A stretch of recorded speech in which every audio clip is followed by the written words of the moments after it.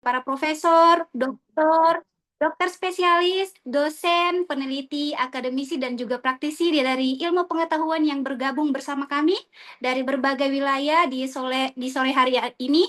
Kami sangat bersyukur bisa membersamai ibu-ibu intelektual muslimah kembali pada sore hari yang penuh barokah ini.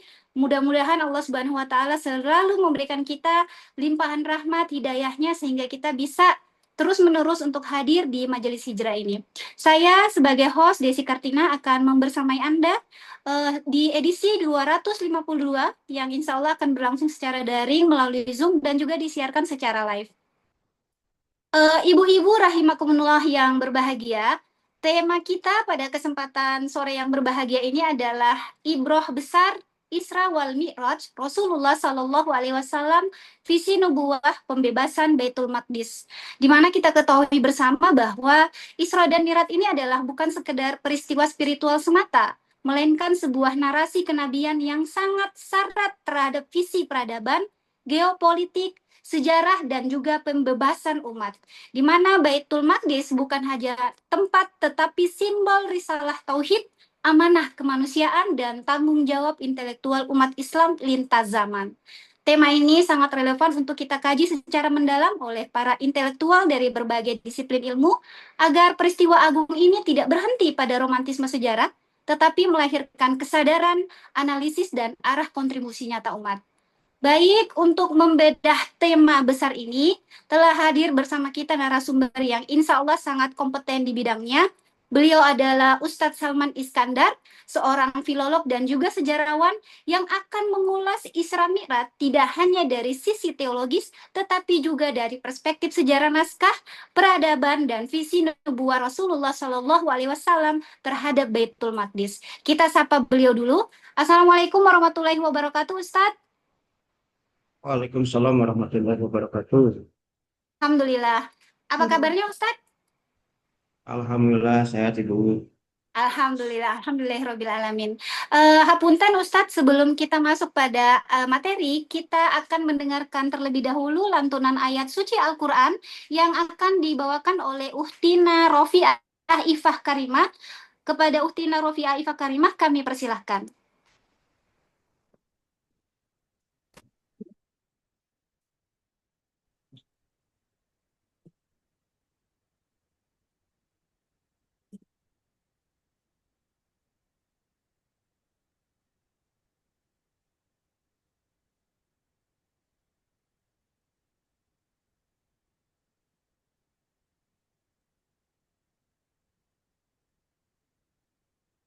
Bismillahirrahmanirrahim. Assalamualaikum warahmatullahi wabarakatuh.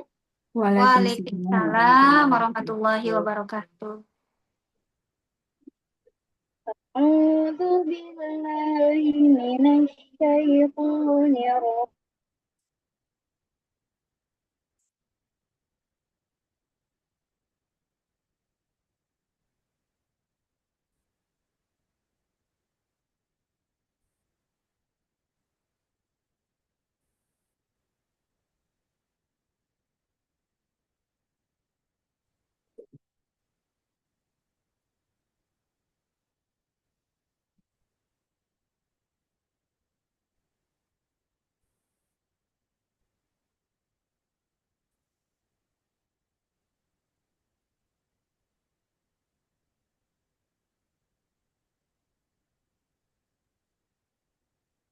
Tidak mendengar suaranya ya? Iya, tidak ada suaranya. Di saya juga nggak ada suaranya, Karimah. Bisa diulang.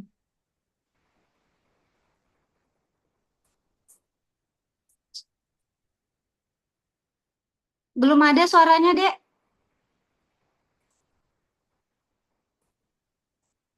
Karimah, kalau misalnya jaringannya kurang bagus, bisa di off cam saja, Dek.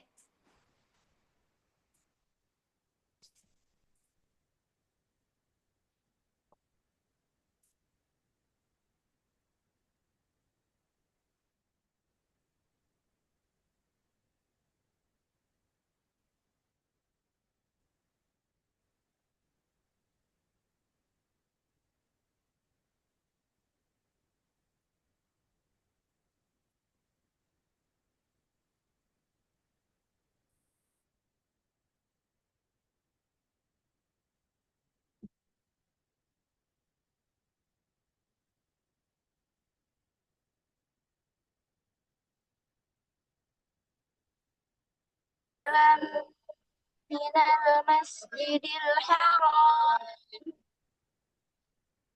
إلى المسجد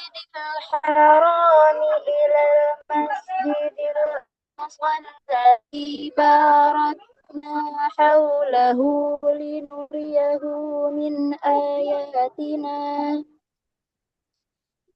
إنه هو السميع البصير.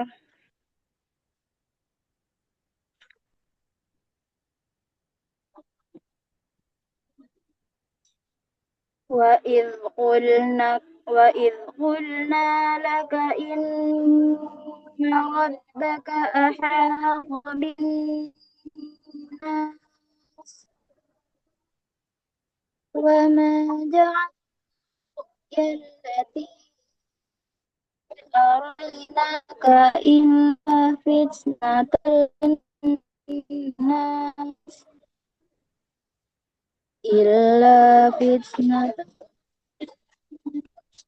الشجرة الملعونة في القرآن ونخوفهم فما يزيدهم إلا كبيرا.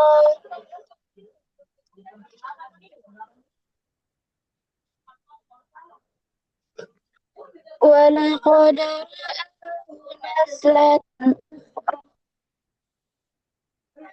عند سدرة المنتهى عندها جنة المأوى إذ يغشى السدرة ما يغشى ما زاغ البصر وما طغى لقد رأى من آيات ربه الكبرى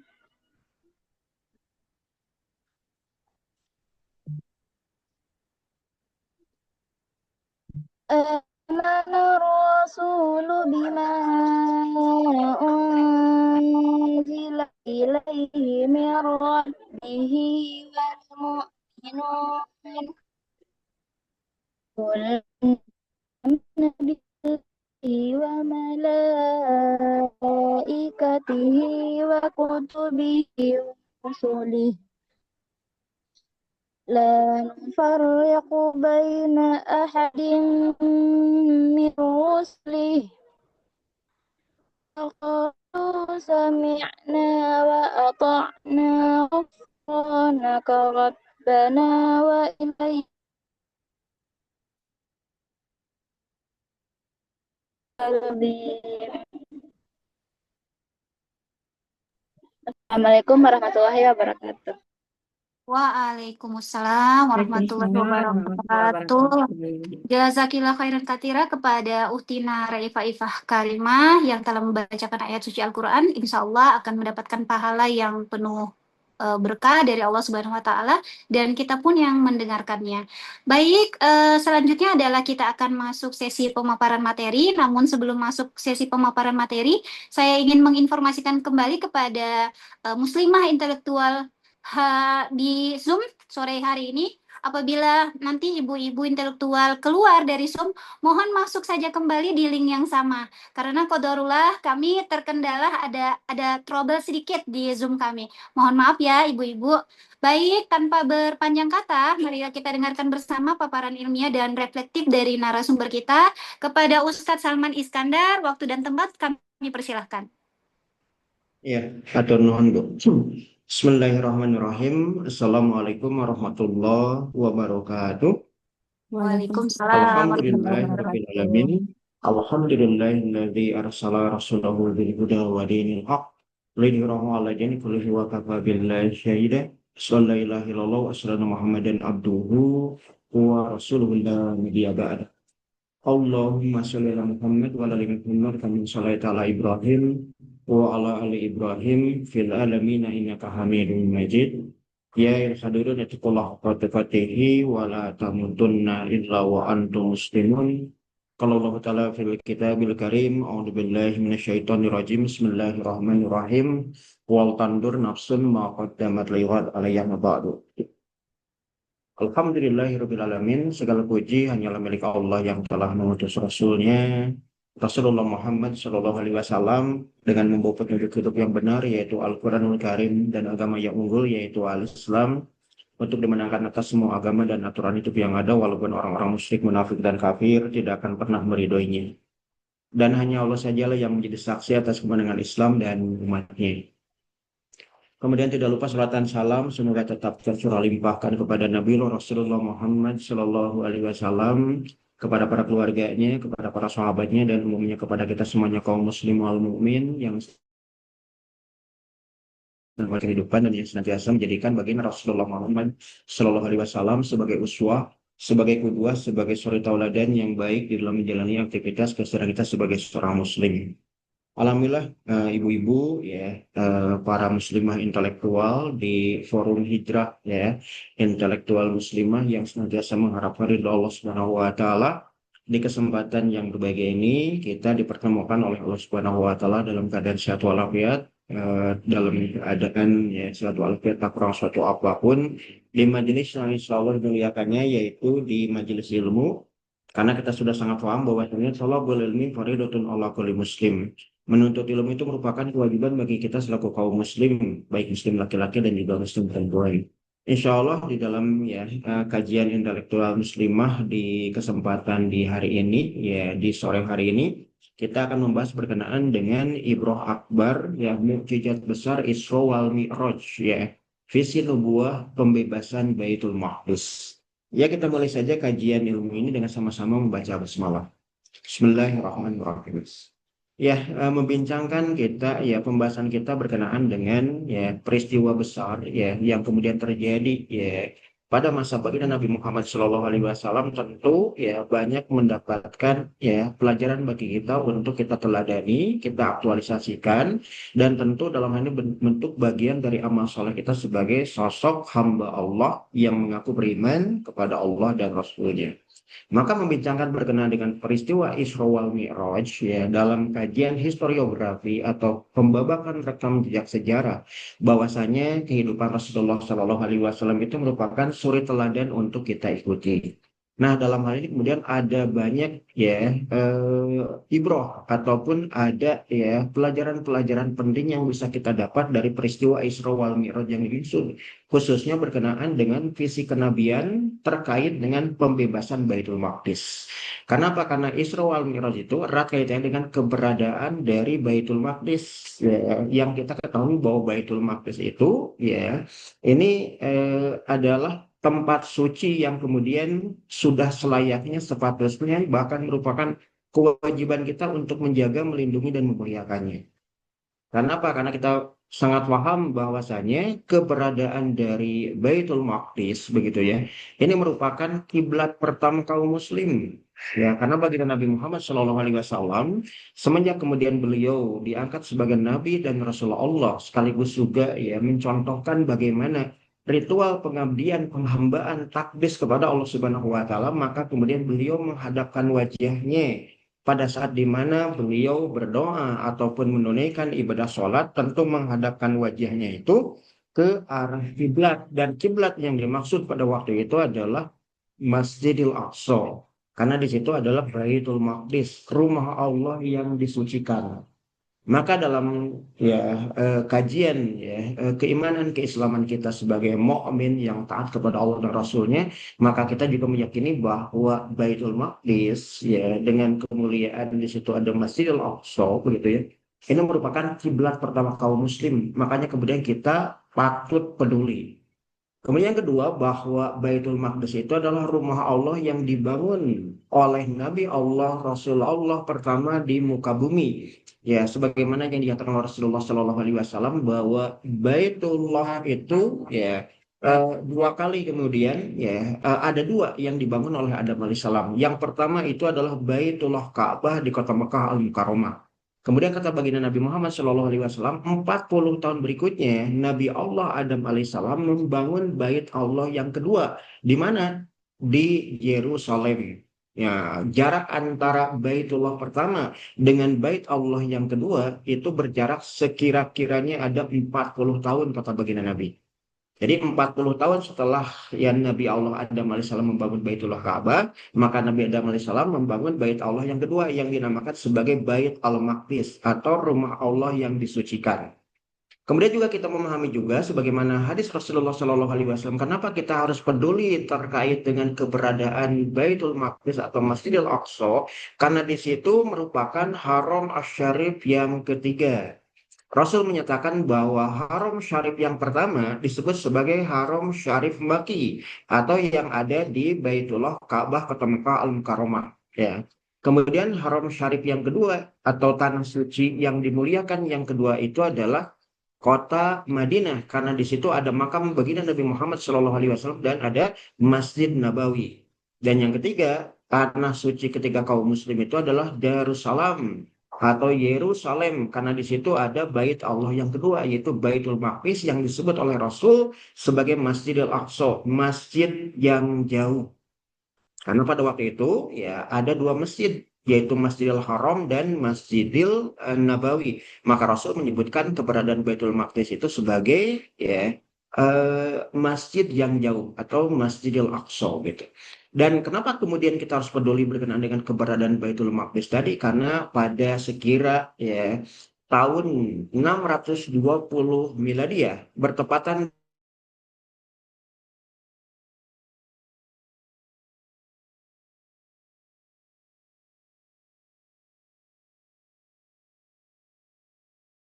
wal Mi'raj.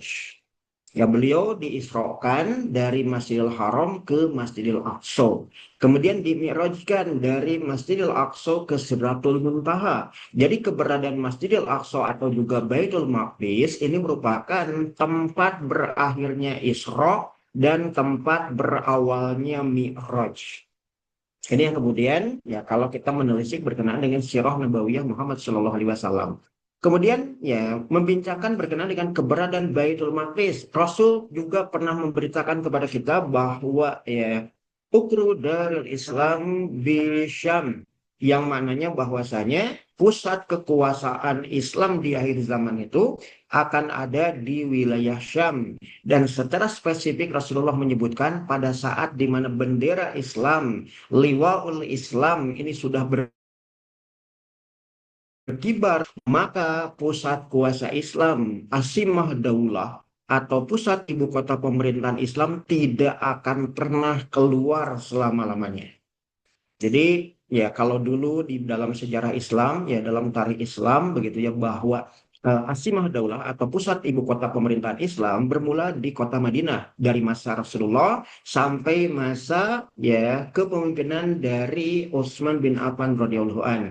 Kemudian pindah ke kota Kufah pada masa kepemimpinan ya Khalifatur Rasul yang keempat Ali bin Abi Thalib dengan putranya Hasan bin Ali bin Abi Thalib. Kemudian Asimah Daulah itu berpindah ke kota Damsyik Damaskus Suriah di era Bani Umayyah dari mulai Muawiyah bin Abi Sufyan sampai Khalifah ya Marwan bin Muhammad ya bin Marwan bin Hakam.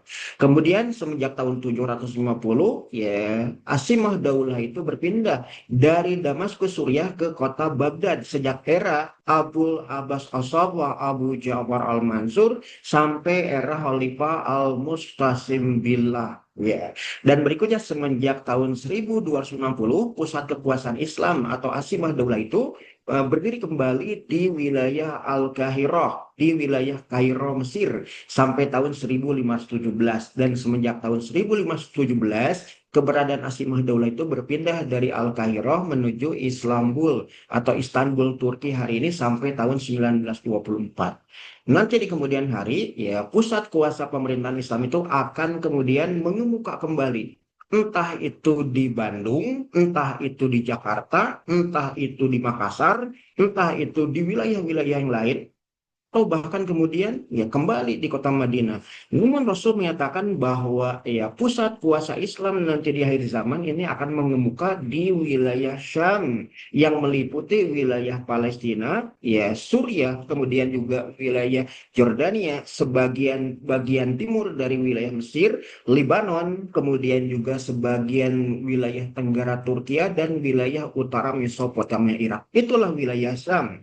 Dan Rasul secara khusus jika seandainya bendera Islam atau liwaul Islam ya ini sudah ditegakkan di Baitul Maqdis, maka Asimah Daulah, pusat kuasa pemerintahan Islam itu tidak akan berpindah selama-lamanya. Sampai apa? Sampai kemudian Allah menetapkan kepastian ya berakhirnya umur umat Islam. Ketika apa? Ketika umat manusia akhirnya tidak ada lagi yang beriman kepada Allah dan Rasulnya. Ke situ akan menjadi pusat kekuasaan Islam di akhir zaman. Yerusalem dengan keberadaan dari ya Masjidil Aqsa di dalamnya, maka jika Islam di akhir zaman, maka tidak akan pernah berpindah selama-lamanya. Gitu. Berikutnya ya, berkenaan dengan tema kajian kita di sore hari ini terkait dengan Isra wal Mi'raj. Ini merupakan mukjizat besar Nabi Muhammad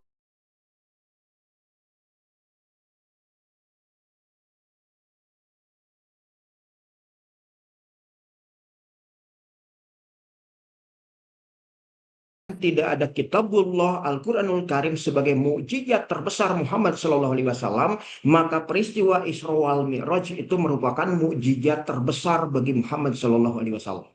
Karena apa? Karena dialah Nabi Allah, Rasul Allah yang diisrokan sekaligus juga dimi'rajkan. Artinya apa?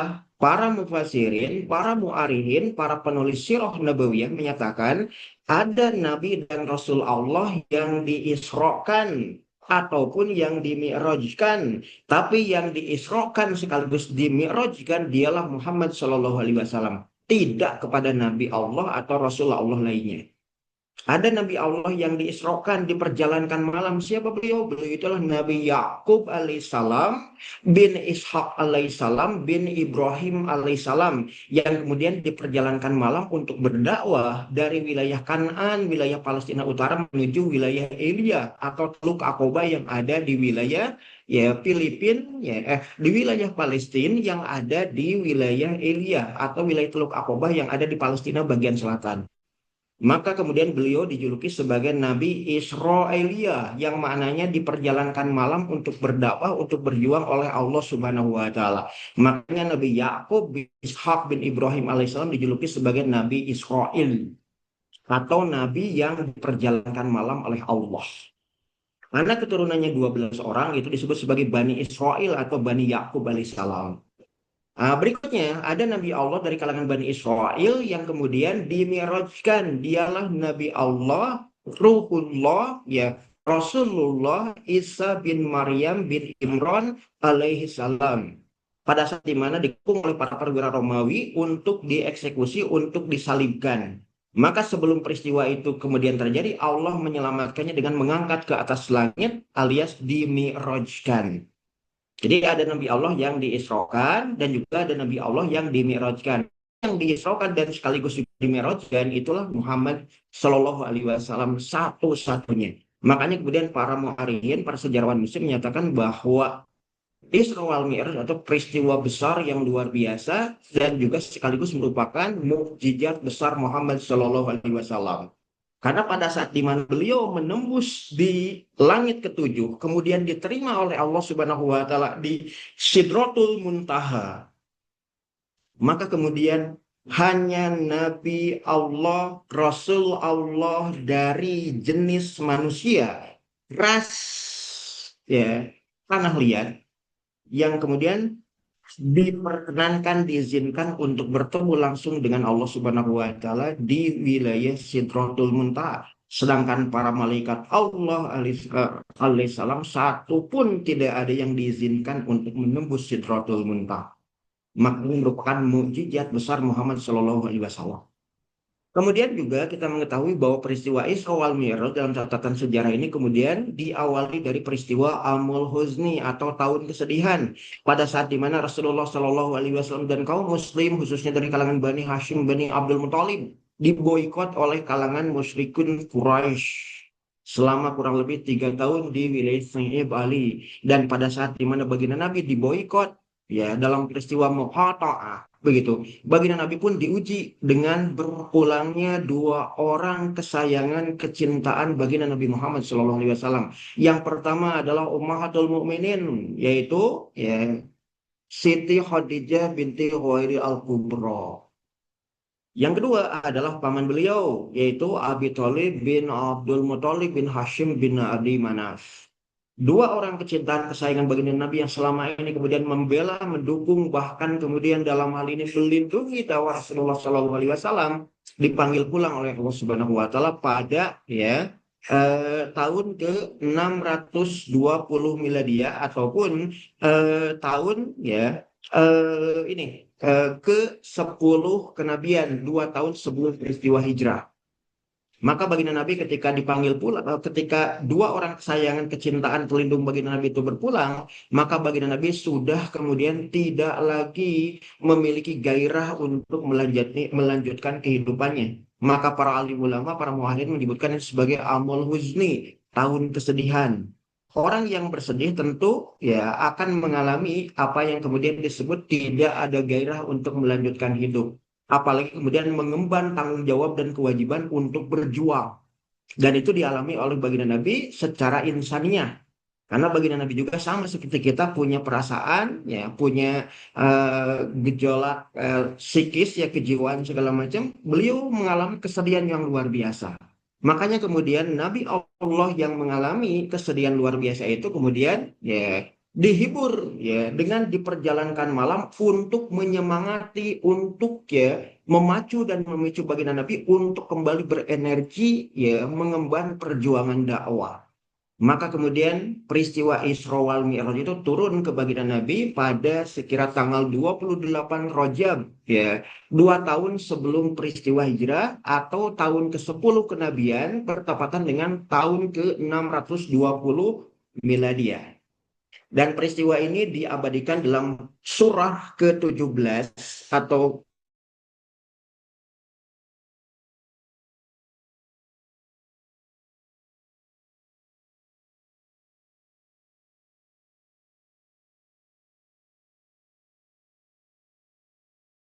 haulahu linuriyahu min ayatina innahu huwas samiul basir. Maha suci Allah yang telah memperjalankan hambanya Muhammad Shallallahu Alaihi Wasallam pada suatu malam dari Masjidil Haram di kota Mekah Al-Mukarramah ke Masjidil Aqsa Baitul Maqdis Yerusalem Palestina yang telah Allah berkahi sekelilingnya. Para mufassirin menyatakan keberkahan yang dimaksud karena Masjidil Aqsa Baitul Maqdis Yerusalem Palestina beserta sekelilingnya diberkahi karena banyaknya para nabi Allah yang lahir, berdakwah, berjuang, dan wafat di Baitul Maqdis dan sekelilingnya. Ini alasan yang pertama, kenapa Masjidil Aqsa dan sekelilingnya, Baitul Maqdis sekelilingnya, Yerusalem sekelilingnya itu kemudian diberkahi di antara wilayah-wilayah yang lain. Itu yang dimaksud keberkahan yang dinyatakan oleh Allah Subhanahu wa Ta'ala dan diuraikan kajian tafsirnya oleh para mufassirin. Alasan yang kedua, mufassirin menyatakan bahwa Baitul Maqdis dan sekelilingnya diberkahi karena kesuburan tanahnya. Jadi tanaman apapun, ya pertanian apapun atau perkebunan apapun, jika kemudian dibudidayakan di wilayah Baitul Maqdis dan sekelilingnya, ini akan kemudian subur, akan berkembang gitu.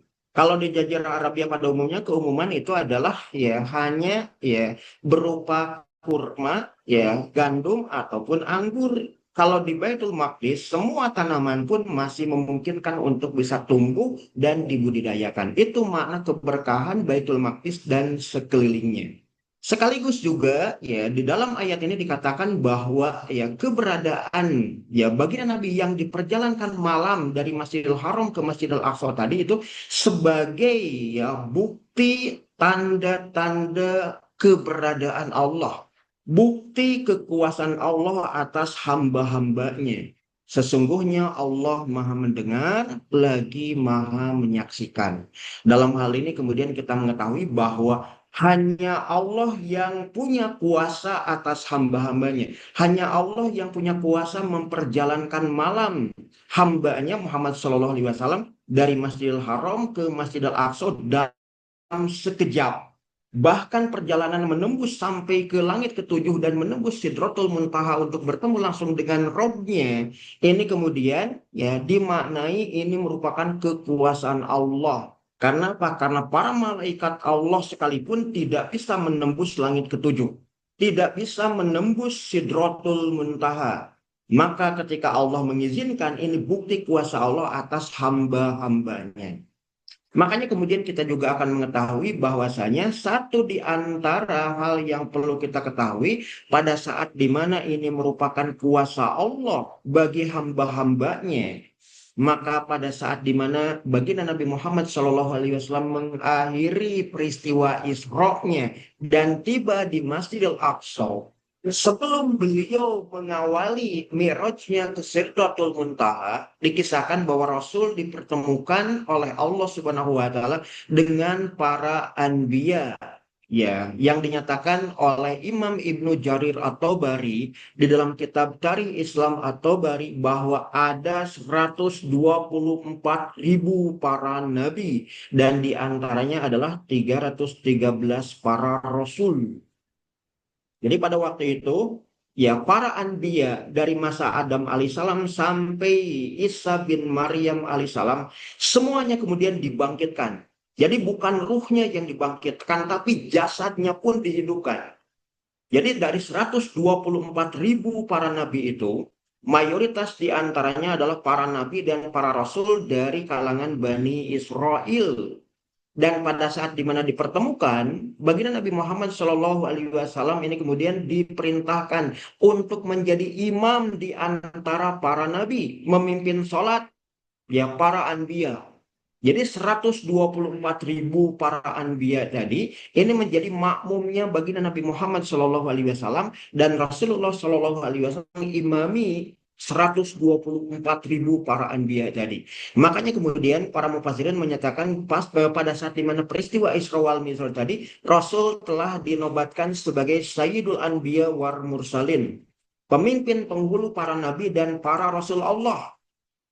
Dan mayoritas di antara 124.000 para anbiya itu adalah para nabi dan rasul dari kalangan Bani Israel. Dan kita mengetahui bahwa para nabi di kalangan Bani Israel itu adalah yang memimpin dan juga menjadi pelayan dari kalangan Bani Israel yang beriman. Di antaranya untuk menjaga, melindungi, dan mempusakai kemuliaan Baitul Maqdis. Jadi kalau kita perhatikan dari 25 nabi yang wajib kita ketahui, ya, perhatikan oleh kita, 13 diantaranya itu nabi dari kalangan Bani Israel. Artinya apa? Lebih dari 50% dari 25 nabi yang wajib diketahui, ya, 13 diantaranya itu dari kalangan Bani Israel. Ini bukti bahwa Bani Israel itu ya banyak diutus para nabi. Dan satu di antara tugas para nabi, para rasul dari kalangan Bani Israel itu memimpin orang-orang Bani Israel yang beriman untuk menjaga, melindungi, dan mempusakai keberadaan dari bait Allah yang kedua, yaitu Baitul Maqdis. Nyambung dengan ya kalamullah Al-Quranul Karim yang memberitakan bahwa keberadaan Baitul Maqdis itu kemudian diperuntukkan bagi anak keturunan Ibrahim alaihissalam dari jalur Ishak alaihissalam, yaitu Bani Yakub atau Bani Israel yang beriman kepada Allah dan Rasulnya. Sedangkan Bait Allah yang pertama yaitu Baitullah Ka'bah di kota Makkah Al-Mukarramah dengan keberadaan Masjidil Haram di dalamnya juga, ini diperuntukkan bagi anak keturunan Ibrahim alaihissalam dari jalur Nabi Ismail alaihissalam.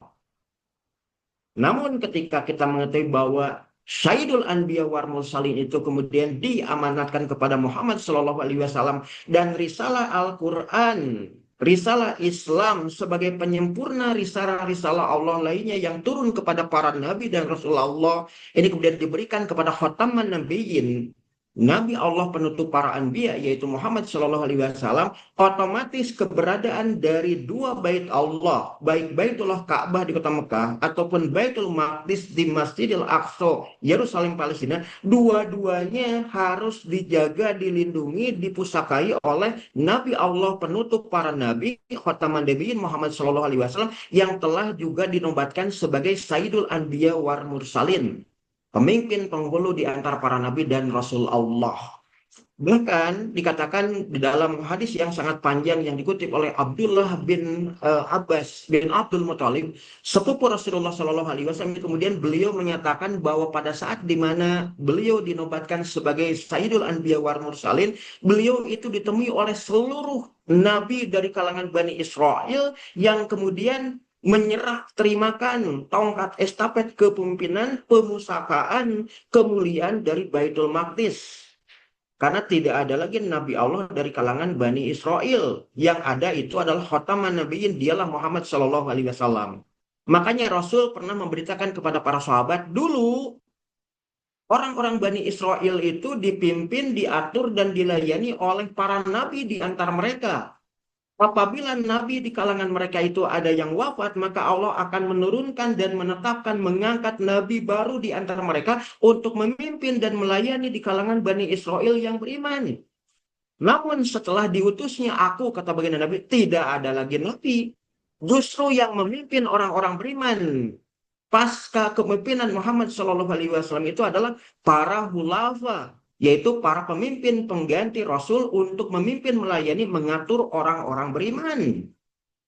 Jadi artinya apa? Ketika baginda Nabi Muhammad SAW mendapatkan tongkat estafet untuk menjaga, melindungi, dan mempusakai Baitul Maqdis, maka berikutnya orang-orang berimanlah para pengikut baginda Nabi yang kemudian memimpin orang-orang beriman. Mereka inilah yang punya tanggung jawab untuk menjaga, melindungi, dan mempusakai Baitul Maqdis.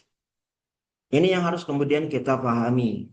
Dan pada saat di mana Rasulullah telah menyelesaikan Isra-nya, kemudian memimpin para anbiya untuk sama-sama bersujud di hadapan Allah Subhanahu wa taala dan mendapatkan amanah memusakai Baitul Maqdis dari kalangan orang-orang dari kalangan para anbiya Bani Israel, maka beliau segera memulai mi'rajnya ke Sidratul Muntaha. Beliau berpijak di atas kubah as-sahroh.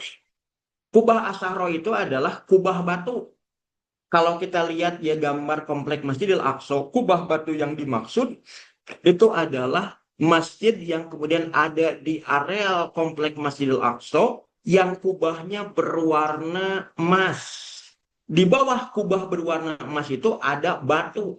Batu tempat dulu di mana Muhammad Shallallahu Alaihi Wasallam memulai mi'rajnya ke angkasa menuju Sidratul Muntaha. Di batu itu pula dulu Nabi Daud alaihissalam, bahkan sebelumnya leluhurnya Nabi Yakub alaihissalam, ini kemudian beliau menerima wahyu untuk menjadi Nabi Allah. Pada saat di mana Nabi Allah Yakub bin Ishak bin Ibrahim alaihissalam itu menempuh perjalanan malam, kemudian beliau tertidur di atas batu. Batu yang dimaksud itu adalah kubah as-sahroh hari ini. Termasuk juga ketika Nabi Sulaiman alaihissalam membangun rumah ibadah, atau kita menyebutnya sebagai tempat bersujud atau masjid, itu di kubah batu itu. Jadi bahkan kemudian dalam hadis Rasulullah Shallallahu Alaihi Wasallam, Nabi Israfil alaihissalam ketika meniupkan sangkakala untuk menetapkan keberadaan Yaumiddin atau hari akhir ataupun berkenaan dengan tiba Qiyamatul Kubro, Israfil alaihissalam itu meniupkan sangkakala di atas batu kubah as-sahroh. Demikian pula ketika Israfil alaihissalam kemudian meniupkan sangkakala yang kedua yang menandai dibangkitkannya kembali setiap hamba Allah untuk dimintai pertanggungjawabannya. Di batu itulah beliau meniupkan sangkakala. Itu menurut beberapa hadis Rasulullah SAW. Jadi pada saat di mana baginda Nabi bermi'raj itu dimulainya di kubah as-sahroh. di tengah-tengah komplek Masjidil Aqsa. Dan pada saat di mana baginda Nabi bermi'raj, ya, menempuh perjalanan menuju Sidratul Muntaha di atas angkasa, Allah Subhanahu wa taala kemudian memberikan hiburan untuk baginda Nabi yang sedang bersedih. Ya, kan baginda Nabi menempuh perjalanan Isra wal Mi'raj itu dalam peristiwa yang kemudian dikenal sebagai Amul Huzni, tahun kesedihan, ditinggal wafat oleh istrinya dan pamannya. Ketika di angkasa kemudian disebutkan dalam kitab Al-Musnad ya Imam Ahmad, di situ beritakan bahwasanya Rasulullah bersabda, Innallaha jawaliyal ard. Sesungguhnya Allah telah menghamparkan bumi kepada kami. Ya. Masrikaha wal maghribaha minal masrik ilal maghrib. Telah memperlihatkan gambaran bumi dari arah bagian sebelah timur hingga bagian sebelah baratnya. Kemudian dikatakan wa atonil kanzaini, dan kami pun telah mendapatkan anugerah perbendaharaan dunia al-ahmar wa al-abyad. Perbendaharaan dunia berupa merah dan putih. Dan dimaknai oleh para mufassirin bahwa perbendaharaan dunia atau itu adalah istana merah Kaisar Romawi Bizantium di kota Konstantinopel dan Istana Putih ya Kisro Persia Sasania yang ada di Madain Ktesifon Persia. Dan di antara dua kanzaini tadi, di antara kota Konstantinopel Imperium Romawi Bizantium dan Madain Ktesifon Sasania Persia, ada satu tempat yang disebut sebagai Baitul Maqdis, rumah Allah yang disucikan, atau di masa Romawi Bizantium disebut sebagai Aelia Capitolina. Aelia itu dari kata Elia yang mananya Allah atau Tuhan, Capitolina dari kata Capitol yang mananya kota. Aelia Capitolina mananya adalah kota Tuhan. Orang Arab menyebutnya sebagai Baitul Maqdis, kota Tuhan atau rumah Allah yang disucikan. Jadi di antara Al-Kanzaini tadi ada Baitul Maqdis. Kalau Rasul dijanjikan kemenangan, perbendaharaan dunia bakal dikuasai antara Romawi Bizantium kota Konstantinopel dan Sasania Persia Ktesifon Madain, tentu yang ada di antara Al-Kanzaini pun akan dikuasai oleh Rasul dan kaum muslim. Dan ini nyambung dengan pemufakatan dari para anbiya dari kalangan Bani Israel yang telah menserah terimakan kepemimpinan, pengaturan, perlindungan, pemusakaan Baitul Maqdis kepada Rasulullah Shallallahu Alaihi Wasallam.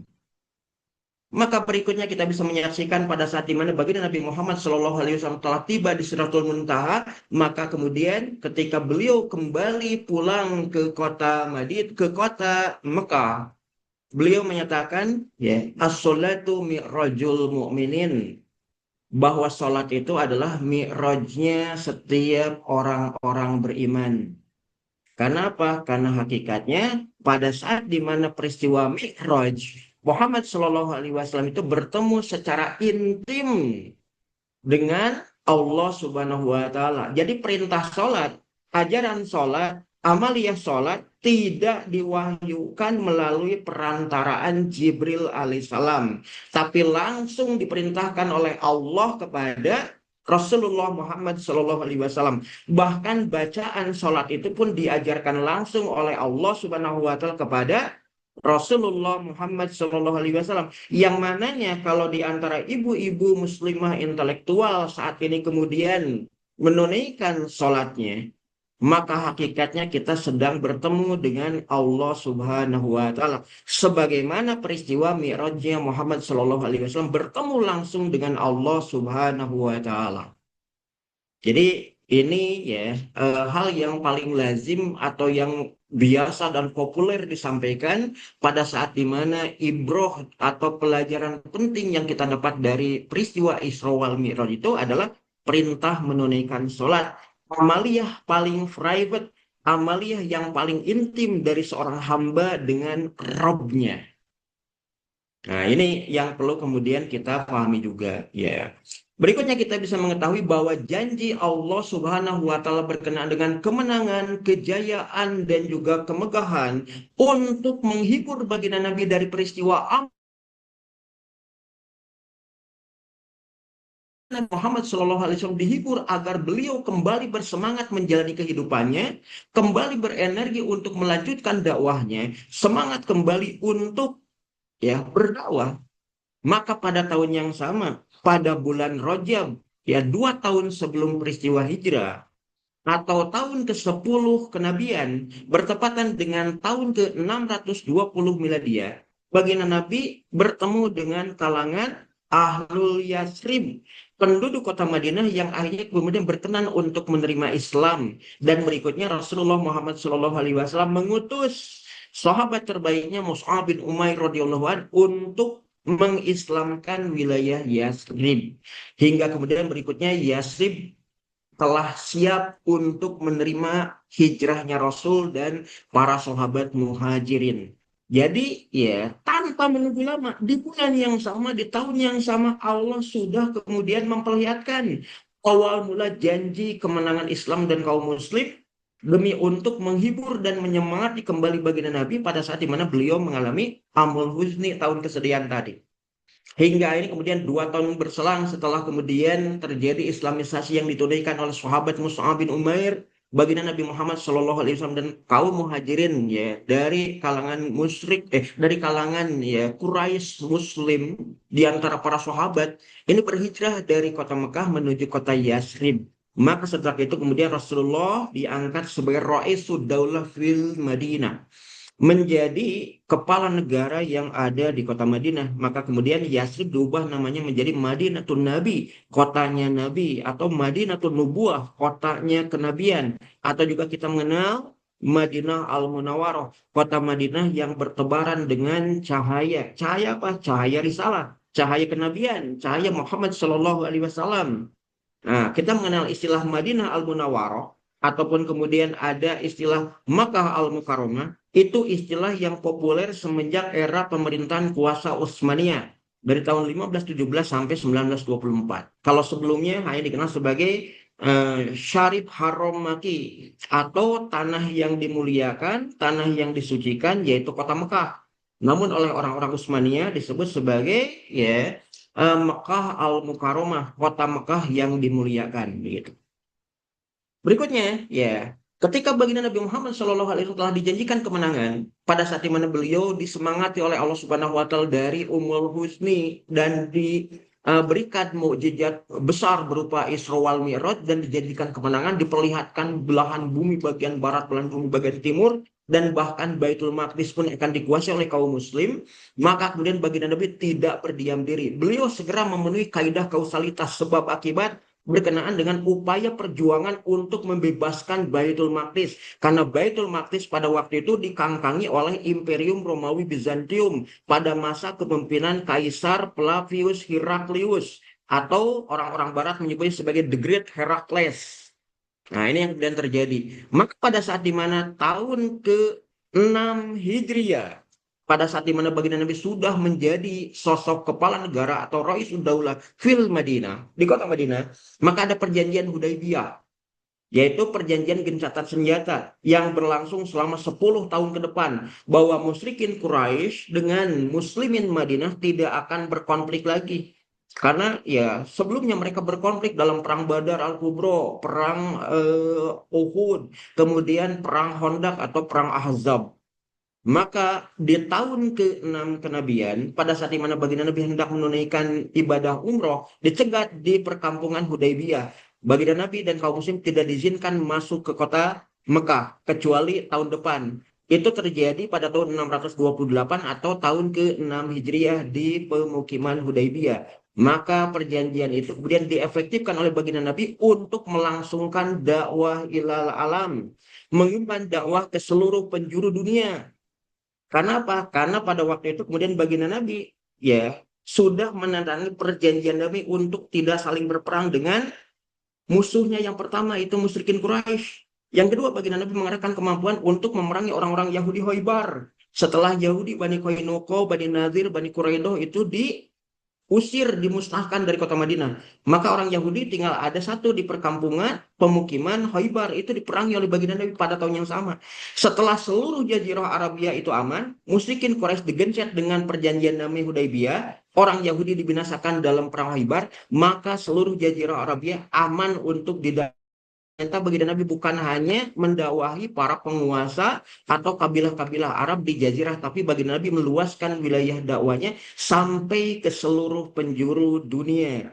Di antaranya mengutus Dihya Khalifah Al-Kalbi radhiyallahu an untuk berdakwah ke Kaisar Flavius Heraclius the Great Heracles di Aelia Capitolina dan Konstantinopolis. Namun kita mengetahui jawaban dari Kaisar Flavius Heraclius. Beliau kemudian membenarkan kenabian Muhammad SAW, namun tidak mau mengimaninya karena baru saja menang perang lawan Sasania Persia dan baru dinobatkan sebagai kaisar. Nah, jadi dia sombong dengan kedudukannya gitu. Membenarkan kenabian baginda Nabi, tapi kemudian tidak mau mengikuti dan tidak mau mengimaninya. Bukti dia kemudian menghormati baginda Nabi, Kaisar Flavius Heraclius, the Great Heracles, mengirimkan aneka hadiah istimewa untuk Rasulullah SAW. Ini yang kemudian terjadi gitu. Jadi pada waktu itu kemudian ya dakwah Rasulullah melalui para sahabat itu kemudian tidak diterima. Bahkan ketika para sahabat mulai berdakwah di wilayah perbatasan antara Daulah Islam Madinah dengan wilayah kekuasaan Romawi Bizantium di Jazirah Arab bagian utara, sering terjadi konflik. Makanya kemudian terjadi perang Mu'tah pada tahun 629 Miladiah ketika 20.000 pasukan kaum muslim dipimpin oleh 3 orang amirul jihadnya, baik itu adalah ya Zaid bin Harithah radhiyallahu an, kemudian Ja'far bin Abi Thalib bin Abdul Muthalib radhiyallahu an, sampai Abdullah bin Rawahah radhiyallahu an, mampu membuat kocar-kacir lebih dari 200.000 pasukan Romawi Bizantium dalam perang Mu'tah. Ini dilangsungkan oleh baginda Nabi karena orang Romawi Bizantium menolak dakwah Islam. Bahkan penguasanya, the Great Heracles pun kemudian tidak berkenan untuk menerima Islam. Maka pilihannya adalah ketika mereka menolak Islam, ketika mereka ditawari untuk tunduk pada kekuasaan Islam dengan jaminan jizyah, mereka pun justru bahkan menantang memerangi kaum muslim. Maka pilihan terakhir yang sulit yang akhirnya dipilih, yaitu apa? Perang. Maka terjadilah perang Mu'tah. Setahun berikutnya pada bulan Rajab tahun ke-9 Hijriah bertepatan dengan tahun 630 Miladiah, terjadilah konflik berikutnya yang kemudian dikenal sebagai Perang Tabuk. Ketika the Great Heracles akan menghukum apa yang pernah dilakukan oleh orang-orang Arab 1 tahun sebelumnya dalam Perang Mu'tah, maka dia mengobarkan peperangan dengan menghimpun 300.000 pasukan yang berangkat dari kota Konstantinopel. Ketika tiba di wilayah Jazirah Arabia dari kota Homs, ya Damsyik dan Yerusalem atau Aelia Capitolina, ya the Great Heracles, Kaisar Flavius Heraclius mendapatkan kabar bahwa kaum muslim berangkat dari kota Madinah menuju wilayah Tabuk dengan kekuatan 30.000 pasukan, dipimpin langsung oleh Amirul Jihadnya yang namanya adalah Raisud Daulah Muhammad SAW. Maka kemudian diketahui bahwa ya Kaisar Flavius Heraclius, the Great Heracles ini kemudian akhirnya sadar diri. Tidak mungkin kami mengalahkan Nabi Allah. Tidak mungkin kami menantang Rasul Allah. Karena Nabi Allah, Rasul Allah pasti akan dijaga dan dimenangkan oleh mega kekuatan tak tertinggi, tak tertandingi di kolong jagat raya ini. Dialah Tuhan semesta alam. Makanya kemudian Flavius Heraclius, the Great Heracles itu kemudian tidak meneruskan perjalanannya, tidak mau ikut berkonflik langsung dengan baginda Nabi Muhammad SAW. Maka perang Tabuk dimenangkan oleh kaum muslim tanpa setetes darah pun yang jatuh. Karena Romawi Bizantium sudah kalah gertak duluan ketika mereka mendengar bahwa pasukan yang berangkat ke medan Tabuk itu 10.000 lebih banyak daripada ekspedisi perang Mu'tah 1 tahun sebelumnya. Bahkan pasukan kaum muslim dipimpin langsung oleh Nabi Allah. Makanya kemudian akhirnya Flavius Heraclius meninggalkan Jazirah Arabia. Dan Sekira 2 tahun berikutnya pada tahun 632 Miladia, ya beberapa saat sebelum wafatnya Sayyidina Muhammad Shallallahu Alaihi Wasallam, terjadi konflik berikutnya yang kemudian dikenal sebagai perang yang ada di wilayah Transurdun, di wilayah Jordania. Pada waktu itu kemudian pasukan kaum muslim ya dikomando langsung oleh sosok pemuda berusia 17 tahun. Namanya adalah Usamah bin Zaid bin Harisah radhiyallahu anhu. Maka kemudian ya beliau membawa kurang dari 25.000 pasukan namun bisa mengalahkan pasukan Romawi Bizantium di wilayah Balko dan di wilayah Darum yang jaraknya antara 12 sampai 20 kilometer saja dari Baitul Maqdis Yerusalem Palestina. Maka ketika penguasaan wilayah Balko dan Darum ini adalah jalan awal untuk pembebasan Baitul Maqdis, pembebasan ya Yerusalem Palestina. Namun baginda Nabi Muhammad SAW sudah keburu wafat sebelum Al-Quds Baitul Maqdis Yerusalem Palestina futuh sefutuh-futuhnya. Oleh karena itu kemudian ekspedisi pembebasan Baitul Maqdis berikutnya dipanjang teruskan oleh para khalifah pewaris baginda Nabi yang memimpin umatnya. Dimulai sejak ya Abu Bakar As-Siddiq dan kemudian akhirnya benar pada saat dimana kepemimpinan kaum muslim ada di bawah Khalifatur Rasul As-Sani, pemimpin pengganti Rasul yang kedua, Amirul Mukminin Khalifah Umar bin Khattab. Pada bulan Rajab tahun ke-15 hingga tahun ke-17 Hijriah bertepatan dengan tahun 635-637 Miladiah, terjadi pembebasan Damaskus Suriah oleh pasukan Khalid bin Walid. Kemudian wilayah Syam Raya oleh Abu Duzana, oleh Yazid ya bin Abi Sufyan, termasuk juga wilayah Hera oleh Al-Qaqqa bin Amru Ad-Damimi. Dan akhirnya kemudian wilayah Baitul Maqdis sudah siap difutuhati. Maka saat itu kemudian Khalifah Umar bin Khattab mengomando untuk menggantikan Panglima Perang Khalid bin Walid dengan Panglima Perang yang baru, yaitu sahabat Abu Ubaidah bin Jarrah yang termasuk bagian dari As-Sabiqun al-Awwalun dan juga bahkan dinobatkan oleh baginda Nabi sebagai bagian dari Al-Asyarah Mubasysyiruna bil Jannah. 10 orang sahabat Nabi yang dijamin masuk surga oleh Allah dan Rasulnya. Hingga pada tahun yang sama, tahun 637 Miladiah, akhirnya Baitul Maqdis Al-Quds Yerusalem Palestina dengan keberadaan Masjidil Aqsa di dalamnya ini berhasil difutuhati pada saat di mana pengepungan rapat yang dilakukan oleh sahabat Abu Ubaidah bin Jarrah sebagai Amirul Mukminin ini pada akhirnya kemudian sebagai Amirul Jihad pada waktu itu, pada akhirnya kemudian pemimpin Baitul Maqdis saat itu yaitu orang Kristen Ortodok dari kalangan Bani Israel yang namanya Monofisit Sophronius ini membuka pintu gerbang kota. Kemudian menghadap kepada Panglima Perang Amirul Jihad Abu Ubaidah bin Jarrah dengan satu pernyataan bahwa Baitul Maqdis Yerusalem akan diberikan kepada kalian yang mengaku sebagai orang-orang beriman. Namun kami tidak akan menyerahkan kota kepada Panglima Perang. Karena sesungguhnya berita-berita kenabian yang kami yakini bahwa keberadaan Baitul Maqdis akan diserah terimakan kepada pemimpin orang-orang beriman. Dulu pemimpin orang-orang beriman di kalangan kami itu adalah para anbiya, para nabi dari kalangan Bani Israel. Namun kami mengetahui di antara kalian ada pemimpin. Dulu adalah nabi kalian Muhammad Shallallahu Alaihi Wasallam. Namun Muhammad Shallallahu Alaihi Wasallam yang kalian yakini sebagai pemimpin sekaligus juga penutup di antara para nabi yang diutus di antara bangsa-bangsa manusia telah wafat. Dan hari ini yang ada di kalian itu pemimpin orang-orang beriman, Amirul Mukminin, dialah Umar di kota Madinah. Jika kalian ingin mendapatkan kota ini, dan kami akan menyerahkan kota ini, maka harus diserah terimakan kepada pemimpin orang-orang beriman, bukan kepada panglima perang. Maka akhirnya kemudian peristiwa itu terjadi. Sayyidina Umar bin Khattab itu datang bersama dengan maulanya pembantunya yang pada waktu itu kemudian berangkat dari kota Madinah, menempuh perjalanan hingga tiba di gerbang Baitul Maqdis. Beliau ini kemudian meminta kepada maulanya untuk berhemat. Pada awalnya membawa dua ekor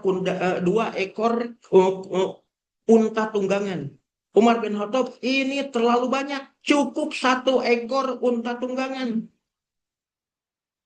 Sebagai bagian dari untuk perjalanan dengan rahmat, barokah, dan penuh keadilan, maka masing-masing di antara kita saling menunggang dan saling menuntun. Untuk pertama, aku menunggang kuda dan bacakanlah satu juz Al-Quran untukku.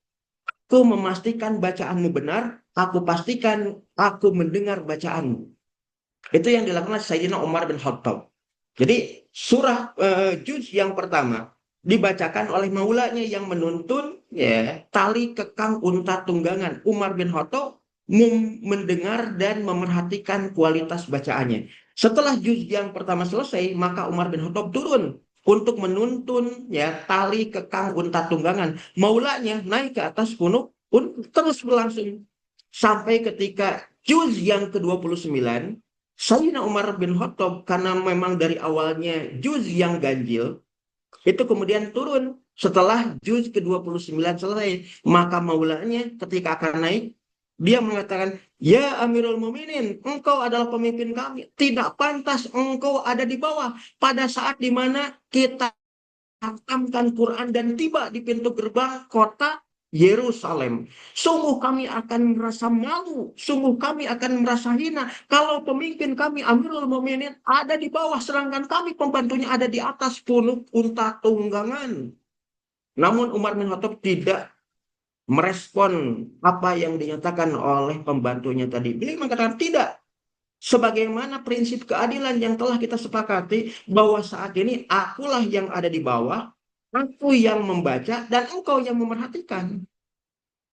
Akhirnya si pembantunya tadi Maula itu naik ke atas punggung punuk unta tunggangan tadi. Begitu tiba, maka yang lain, ya mungkin murid dari Monofisit Sophronius menduga bahwa yang ada di atas punuk unta itu adalah Amirul Mukminin Umar bin Khattab. Tapi Monofisit Sophronius tidak. Beliau langsung memerhatikan keberadaan sosok yang ada di bawah unta yang sedang menuntun tali kekang unta tunggangan tadi. Kemudian menghitung tambalan kain yang ada di gamisnya Umar bin Khattab saat itu.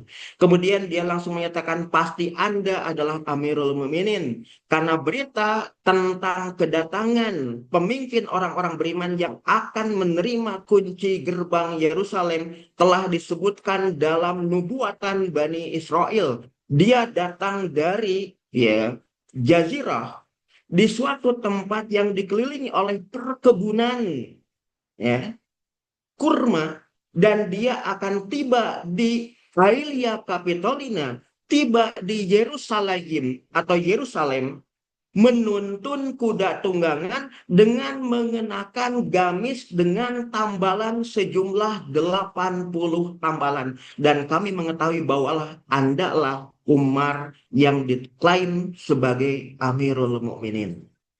Jadi berita berkenaan dengan kedatangan ya pemimpin orang-orang beriman yang akan menerima kunci gerbang kota untuk dipimpin, dilindungi, dan dipusakai wujud nyata pada diri sosok Amirul Mukminin Umar bin Khattab.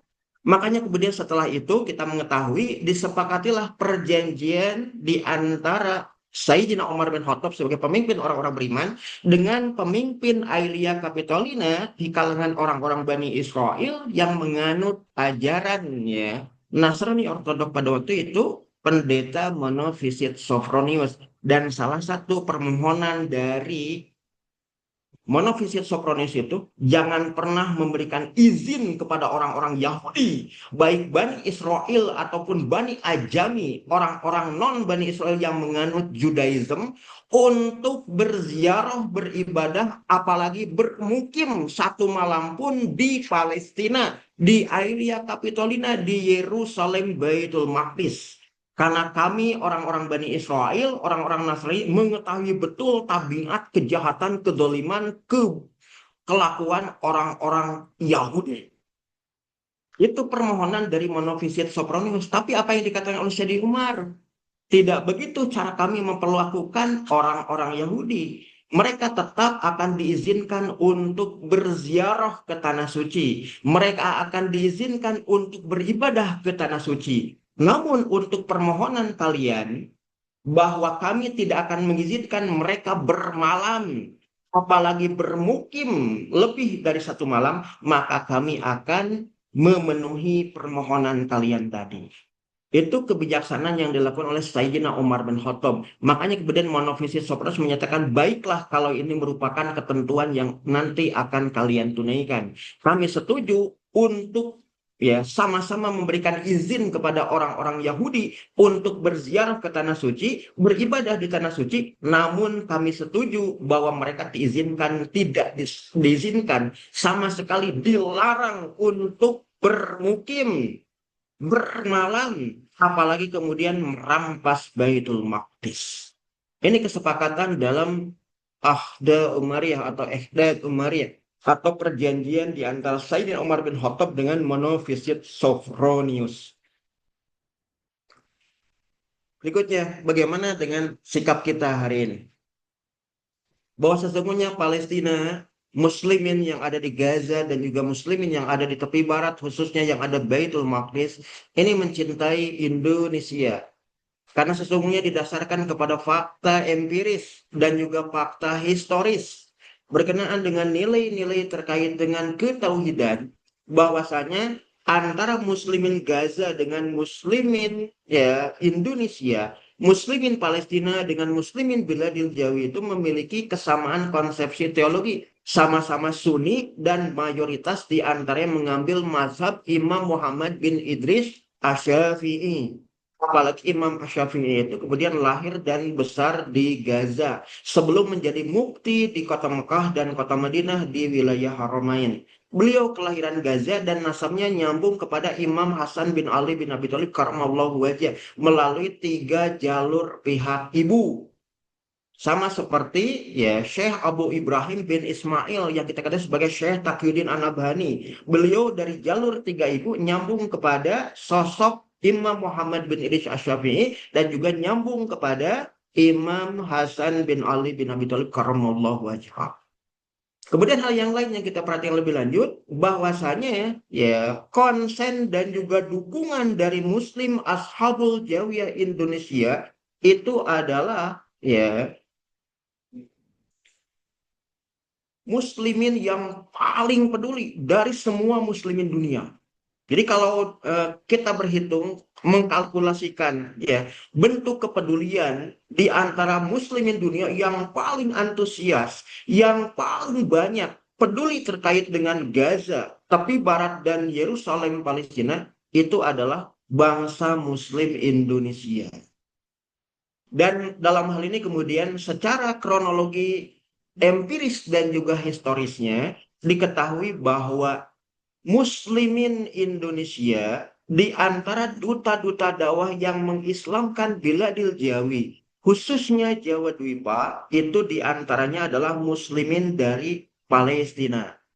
Kalau kita mengetahui Majelis Waliullah pada abad ke-14 dan 15 yang mengislamkan Ashabul Jawiyah, ada 2 orang alim ulama yang kemudian dikenal sebagai Maulana Hasanuddin yang berasal dari Ummul Qura, Madrasah Ummul Qura Kota Mekah, yang kemudian lahir dan besar di Palestina, di Baitul Maqdis. Kemudian yang kedua adalah Maulana Muhammad Aliuddin yang juga berasal dari Baitul Maqdis, yang berdakwah di Tatar Sunda dan juga Jawa Dwipa pada umumnya. Nah, orang Karawang yang ada di Tatar Sunda mengenal keberadaan dari Syekh Maulana Hasanuddin itu sebagai Syekh Qura. Kemudian juga kalau di Jawa Tengah itu kan ada Masjid Menara Kudus dibangun oleh Sunan Kudus. Siapakah Sunan Kudus? Sunan Kudus itu adalah nama panjangnya adalah Syed Ja'far Shodiq bin Sayyid Maulana Utsman Haji yang mereka semua berasal dari Al-Quds, Baitul Maqdis, Yerusalem, Palestina. Makanya ketika diperintahkan oleh Sultan Muhammad Fatah atau Raden Fatah bin Bri Kertabumi Prabu Brawijaya kelima untuk membabat hutan dan membangun kota, maka kota yang dibangunnya adalah disebut sebagai kota Baitul Maqdis atau kota Al-Quds, yang orang Jawa menyebut sebagai kota Kudus di Jawa Tengah hari ini. Karena beliau mengenang berkenaan dengan keberadaan tanah kelahirannya Al-Quds Baitul Maqdis Palestina. Beliau inilah yang kemudian tadi dikenal sebagai Sunan Kudus atau Syed Ja'far Shadiq bin Syed Maulana Utsman Haji. Ya, di wilayah kota Kudus itu ada Masjid Menara Kudus, yang di samping ada masjid besar yang dinamai sebagai Masjidil Aqsa, dibangun oleh Sunan Kudus yang kita ketahui sebagai Syed Ja'far Shadiq bin Syed Maulana Utsman Haji. Kemudian perbukitan dekat dengan kota Kudus ada perbukitan yang kemudian dikenal sebagai perbukitan Muria. Kenapa disebut sebagai perbukitan Muria? Tempat berdakwahnya Sunan Muria, termasuk juga Sunan Derajat di antara Majelis Waliullah. Ternyata perbukitan Muria itu diambil oleh Sunan Kudus dengan mengacu kepada keberadaan perbukitan Amuriah yang ada di wilayah Baitul Maqdis, Yerusalem, Darussalam, Palestina. Jadi beliau membangun kota baru di Pulau Jawa sesuai dengan Baitul Maqdis, Yerusalem, Palestina, karena beliau berasal dari Baitul Maqdis, Al-Quds, Yerusalem, Palestina. Nama masjidnya Masjidil Aqsa, nama perbukitannya Amuria atau Muria dijawakan. Kemudian keberadaan menaranya sebagai Menara Kudus, sebagai Menara Al-Quds, begitu. Kenapa? Ya, kecintaannya, penghormatannya terhadap tempat di mana beliau dulu dilahirkan, yaitu di Baitul Maqdis, Yerusalem, Palestina. Itu kronologi sejarahnya. Bahkan ketika revolusi kemerdekaan di Indonesia dulu, merebut kemerdekaan dari bangsa kafir penjajah Belanda, mufti besar Baitul Maqdis, Yerusalem, Palestina, yaitu Syed Muhammad Amin Al-Husaini, ini yang kemudian pertama kali memberikan dukungan kemerdekaan bangsa Muslim Indonesia dari penjajah Belanda. Bahkan kemudian mendesak kepada Agnia di Baitul Maqdis Yerusalem Palestina yang namanya adalah Muhammad Thohir Ali. Untuk apa? Mendonasikan seluruh hartanya bagi perjuangan Muslimin Indonesia mempertahankan kemerdekaan dari bangsa kafir penjajah Belanda. Itu kontribusi bangsa Muslim Palestina bagi perjuangan bangsa Muslim Indonesia. Itu fakta empiris dan fakta historis bagaimana hubungan yang sangat erat dan kuat antara Muslimin Biladil Jawiyah Indonesia dengan Muslimin Palestina. Dan kita juga mengetahui keyakinan sebagaimana yang diyakini oleh kaum muslim seluruh dunia, termasuk keyakinan bangsa muslim Palestina, bahwa kebangkitan umat Islam yang kedua di akhir zaman akan berasal dari wilayah timur, Biladil Masyriq. Makanya kemudian kalau diperhatikan lebih lanjut, kalau kita buka peta dunia, wilayah paling timur dunia Islam, Biladil Islam atau alam Islami, maka di wilayah paling timur itu adalah Biladil Jawiyah yang dihuni oleh Ashabul Jawi, orang-orang yang ada di Nusantara Indonesia. Makanya ketika kemudian aksi 212, ketika peristiwa ulang tahun 2016-2017 begitu ya, berkibar jutaan liwa dan royah di Silang Monas Jakarta, maka kemudian mereka menyaksikan muslimin yang ada di Gaza, muslimin yang ada di Yerusalem mendoakan, ya Rob, ya Allah Rabbul Alamin, ya Tuhan semesta alam, kuatkanlah, layakanlah saudara muslim kami di Ashabul Jawiyah Indonesia agar mereka segera mendapatkan pertolongan Allah, agar kami berhasil dibebaskan dari kezaliman Yahudi laknatullah, karena kami menyaksikan tanda-tanda bahwa ashabu rayatus Su'ud sudah terjadi di belahan bumi timur dunia dengan berkibarnya ar-raya. Karena dalam hadis Nabi ya akan muncul apa yang disebut sebagai ashabur rayatus su'ud atau pasukan panji hitam yang akan muncul di akhir zaman dari arah timur dunia. Kalau kita lihat arah timur dunia itu tentu Biladil Jawi. Mudah-mudahan apa yang disebut sebagai Ashabur Rayatus Su'ud yang kemudian menandai kebangkitan umat Islam dunia dengan janji-janji Allah dalam Bisara Islam wal Muslimin bahwa janji itu akan tergenapi ketika Muslimin Biladil Jawi yaitu Ashabul Jawiyah ini kemudian menzahirkan Islam secara sempurna dengan tegaknya syariah wal hilal. Allahu a'lam bishawab. Itu saja mungkin yang bisa saya sampaikan. Kurang lebihnya mohon maaf. Jika ada hal-hal yang perlu untuk didiskusikan dan ditanyakan, dipersilakan. Assalamualaikum warahmatullahi wabarakatuh. Masya Allah. Waalaikumsalam warahmatullahi Wabarakatuh. wabarakatuh. Masya Allah, luar biasa Ustadz materinya. Baik ibu-ibu muslimah intelektual, rahimakumullah. Kami buka sesi tanya jawab. Silahkan ibu-ibu, apabila ada yang ingin bertanya, materi Ustadz luar biasa. Mangga ibu-ibu, silahkan.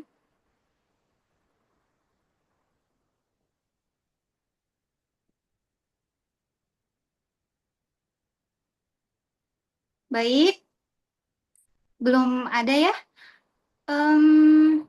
Saya izin membacakan Ustadz, ada pertanyaan di kolom chat.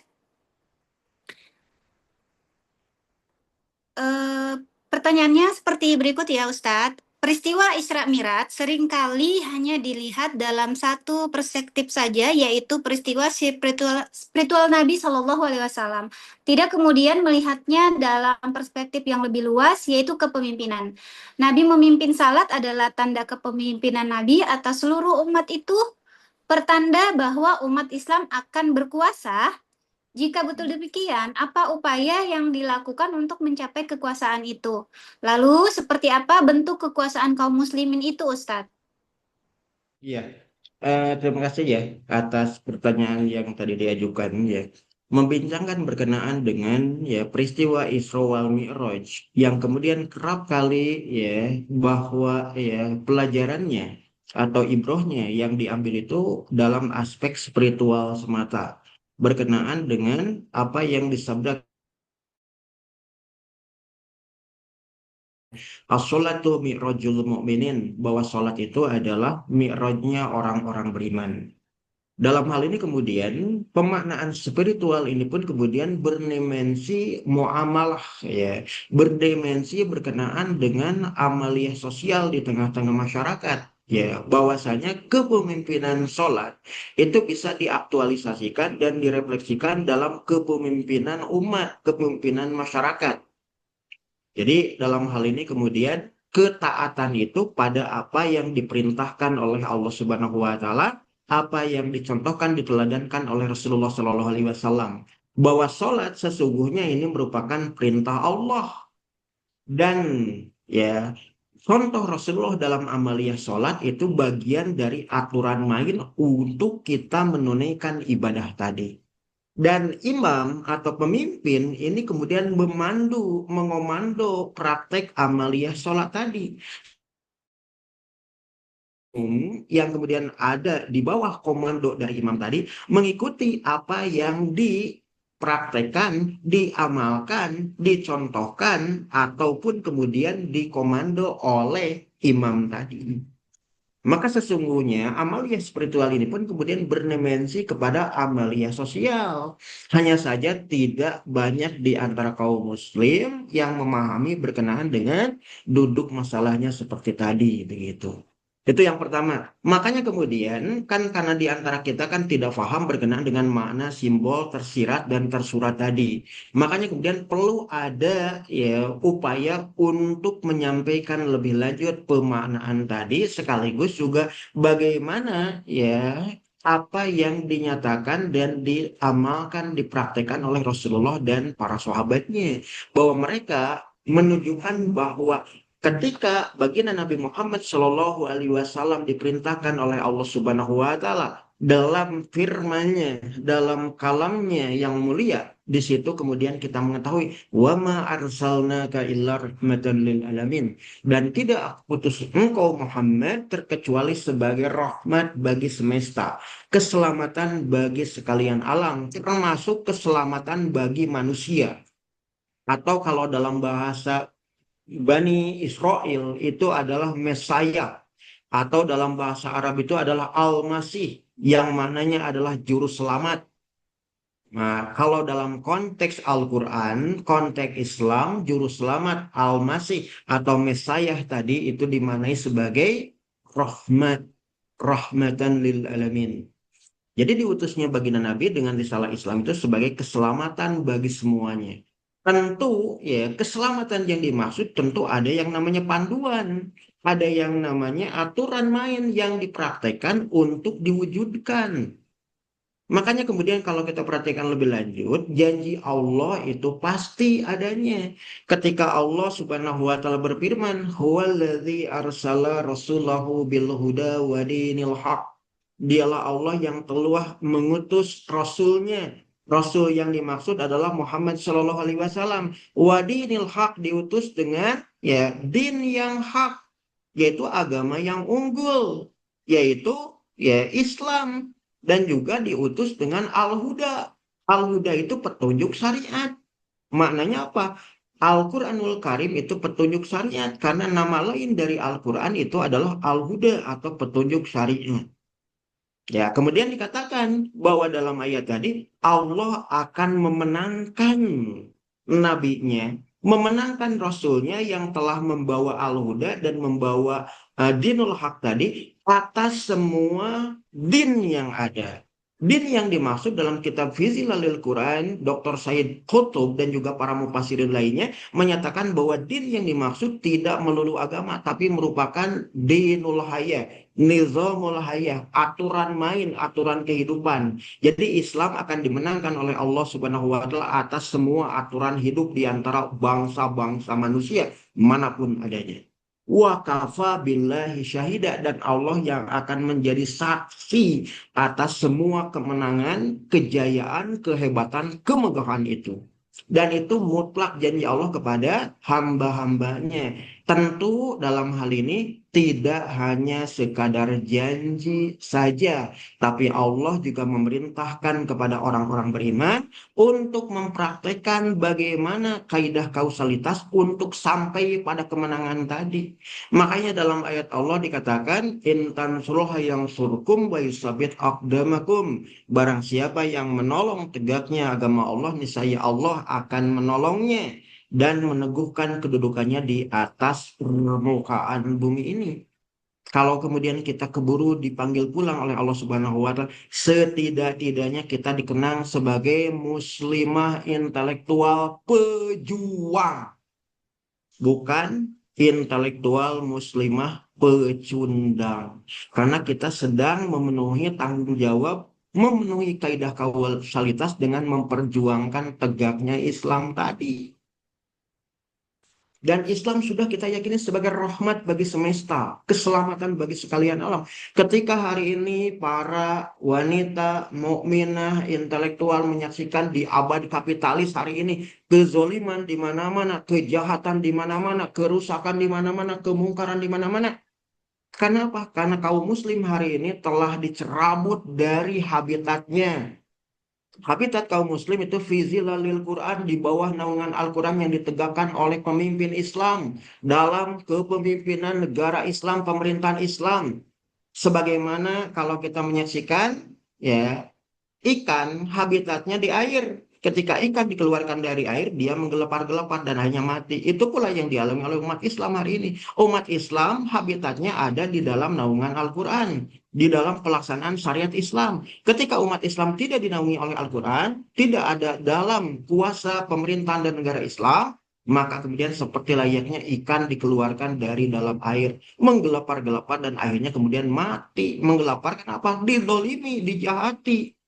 Ini yang kemudian terjadi. Makanya kemudian apa yang harus kita tunaikan? Ya berjuang. Tentu berjuang ya lillahi ta'ala, ikhlas karena Allah, dan tentu dalam hal ini mengikuti sunnah Rasulullah Shallallahu Alaihi Wasallam sebagaimana Quran surat Al-Mulk. Liyabluwakum ayyukum ahsanu amalan. Sampai Allah Subhanahu wa taala menilai amal baik di antara kalian. Amal baik akan dicatat sebagai amal soleh manakala memenuhi dua syarat. Ikhlas karena Allah dan itib Wasallam, mengikuti sunnah Rasul. Makanya kalau ada orang yang memperjuangkan Islam tapi henteu nyunah, tidak mengikuti sunnah Rasul, pasti akan mengalami kegagalan karena Allah tidak ridho. Contoh misalkan memperjuangkan Islam melalui parlemen, pada Rasul tidak pernah memperjuangkan Islam melalui Darun Nadwah, parlemennya orang-orang musyrikin Quraisy untuk berkompromi. Kami menawarkan Islam, kalian menawarkan kemusikan, yuk kita kompromi. Kami menawarkan syariat, kalian menawarkan Pancasila misalkan. Kami menawarkan Islam dengan syariatnya, kalian menawarkan kapitalisme, liberalisme, sosialisme, dan juga komunisme. Enggak ada kompromi dalam Islam. Ini yang kemudian harus diperhatikan oleh kita bahwa kalau kita ingin memperjuangkan Islam, lillahi ta'ala wa itiba'u Rasulullah Sallallahu Alaihi Wasallam. Bagaimana caranya? Yuk ngaji gitu. Ngaji dengan apa? Yuk sama-sama untuk menelaah lebih lanjut berkenaan dengan sirah nabawiyah, bagaimana Rasul dan para sahabatnya memperjuangkan Islam hingga Allah ridho bahkan menjuluki Rasul dan para sahabat sebagaimana Quran surat Al-Imran 110. Kuntum khairu ummah. Kalian itu umat terbaik. Ukhrijat linnas, yang dikeluarkan di antara umat manusia. Ta'muruna bil ma'ruf, yang mengerjakan pada yang ma'ruf. Wa tanhauna 'anil munkar, dan mencegah kemungkaran. Wa tu'minuna billah, dan juga yang beriman kepada Allah. Kalau beriman kepada Allah, tentu kita tidak mau berkompromi dengan kekufuran, kemaksiatan, dan pembangkangan terhadap syariat. Karena Rasul tidak mencontohkan hal yang demikian. Begitu, Bu. Allah lebih. Masya Allah, Masya Allah, Masya Allah. Ibu-ibu intelektual muslimah, apakah ada yang ingin menyambung diskusi atau ingin bertanya langsung kepada Ustadz Salman? Kami persilahkan ibu-ibu, kami masih ada waktu sedikit. Mangga ibu-ibu, apabila ada yang masih ingin bertanya. Baik, karena nggak ada yang bertanya, ada pertanyaan lagi Ustadz. Punten, saya izin bacakan ya di kolom komentar. Izin Ustadz, sebagaimana tadi disampaikan Allah berjanji akan menjadikan kaum muslimin berkuasa di muka bumi. Tapi kenyataannya kita lihat kaum muslim saat ini ditindas. Nah, kekuasaan seperti apa yang dimaksudkan dalam janji Allah tersebut? Mohon penjelasannya Ustadz. Ya, terima kasih ya atas pertanyaan tadi ya.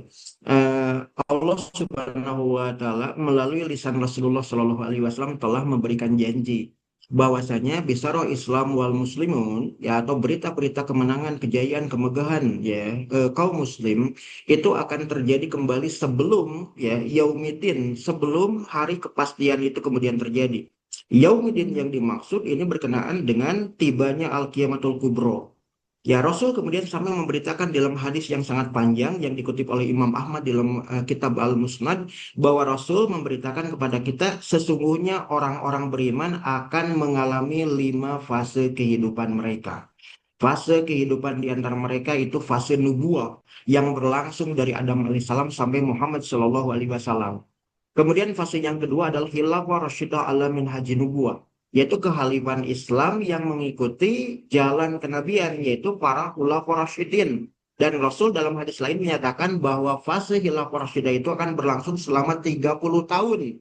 Dan itu ternyata kalau kita telusuri dari tahun ya 632 sampai tahun 661 berlangsung selama 30 tahun penuh, dari masa Khalifatul Rasul al-Awwal sampai Imamul Mukminin yang kelima yaitu Hasan bin Ali bin Abi Thalib. 30 tahun genap usia khilafah rasyidah ala minhaji nubuwah.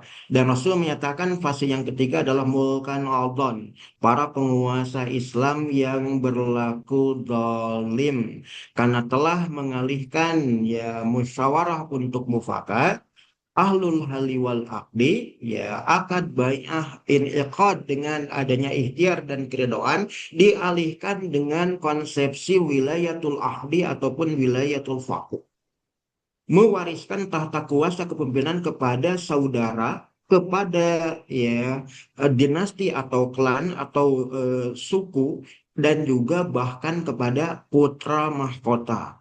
Maka itu bentuk kezaliman yang nyata dan itu akan berlangsung sangat lama. Dan dalam sejarah Islam itu terjadi sejak era Bani Umayyah tahun 661 sampai era Utsmaniyah tahun 1924 yang berlangsung kurang lebih 1300 tahun, 13 abad lamanya.